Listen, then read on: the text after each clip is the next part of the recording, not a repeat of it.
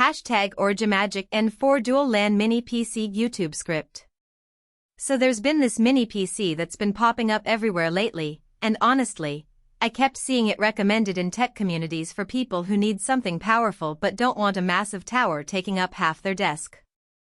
It's the origimagic N4 with that Ryzen 9 processor, and after seeing how many people were asking about it, I figured it was time to actually break it down and see if it lives up to the hype.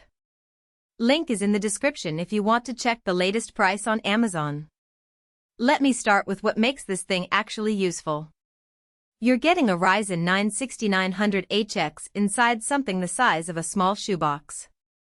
For context, that's a processor that was originally built for high-end laptops. So if you're someone who's working with photo editing, video rendering, or just needs a reliable machine for heavy multitasking, this isn't some weak compromise. It actually handles real work. I've got a colleague who grabbed one for his home office, and he says it handles his Adobe suite without any lag whatsoever. The memory setup is solid too. You're looking at 32 GB of LPDDR5X RAM paired with a 1 TB NVMe SSD. What that means practically is you can have a ton of browser tabs open, run multiple applications at once, and your system stays responsive. No weird stuttering when you're jumping between tasks. The storage speed is quick enough that your boot times stay snappy, and if you're moving large files around, you're not sitting there waiting forever. Here's something that actually impressed me more than I expected. You can run 3 4K displays at the same time with this thing. That's genuinely useful if you're someone who needs multiple screens for work or content creation. Whether you're monitoring live streams, editing multiple timelines, or just spreading your workflow across more real estate, you've actually got the display outputs to do it. The networking side of things is where this gets interesting for specific use cases.